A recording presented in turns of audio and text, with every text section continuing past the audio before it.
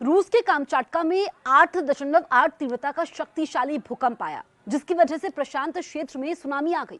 अमेरिकी भूवैज्ञानिक सर्वेक्षण यानी कि यूएसजीएस के अनुसार भूकंप का केंद्र इस शहर से 125 किलोमीटर दक्षिण पूर्व में सतह से 19.3 किलोमीटर की गहराई में था। इसने 3 से 4 मीटर ऊंची सुनामी लहरें उत्पन्न की, जिससे कामचाटका के तटीय इलाकों में तबाही मच गई। कामचटका के गवर्नर व्लादिमीर सोलोडोव ने इसे दशकों का सबसे गंभीर भूकंप बताया है।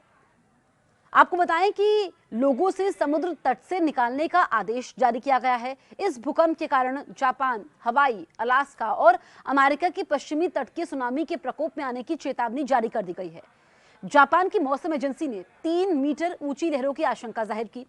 इससे निचले इलाकों में पानी भरने की आशंका है। भूकंप कब बन जाती है सुनामी, ये मैं आपको बताती हूँ। दरअसल सुनामी एक शक्तिशाली समुद्री घटना है जिसमें समुद्र में विशाल लहरें उत्पन्न होती है। यह आमतौर पर समुद्र तल में भूकंप, ज्वालामुखी विस्फोट, भूस्खलन या उल्कापात जैसे प्राकृतिक कारणों से होती है।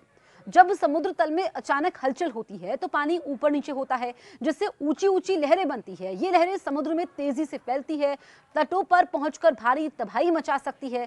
सुनामी की लहरें सामान्य समुद्री लहरों से बहुत अलग होती है।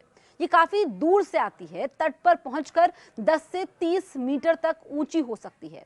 समुद्र में ये लहरें 600 से 800 किलोमीटर प्रति घंटे की रफ्तार से चलती हैं, लेकिन गहराई के कारण दिखाई नहीं देती।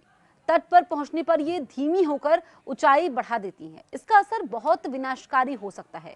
क्या भारत में कभी सुनामी आई है? ये मैं आपको बताती हूँ। भारत में सुनामी आई है। 2004 की सुनामी ने भारत को पूरी तरीके से प्रभावित किया था। 26 दिसंबर 2004 को हिंद महासागर में इंडोनेशिया के सुमात्रा द्वीप के पास 9.1 तीव्रता का भूकंप आया, जिसने विशाल सुनामी लहरें उत्पन्न की। ये लहरें भारत के पूर्वी तट, खासकर अंडमान और निकोबार द्वीप समूह, तमिलनाडु, आंध्र प्रदेश, केरल और पुदुचेरी तक पहुंची। भारत में सुनामी ने भारी तबाही मचाई। अंडमान और निकोबार में हजारों लोग मारे गए, कई द्वीप जलमग्न हो गए।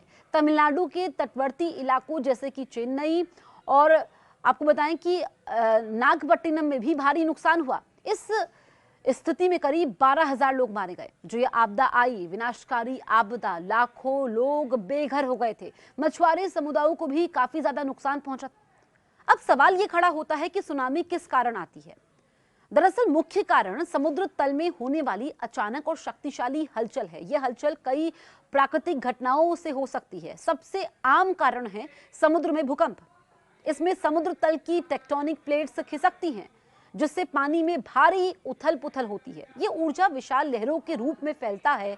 दूसरा कारण है ज्वालामुखी विस्फोट, जो समुद्र में या उसके पास होने पर पानी को विस्थापित करता है। तीसरा कारण समुद्री भूस्खलन है।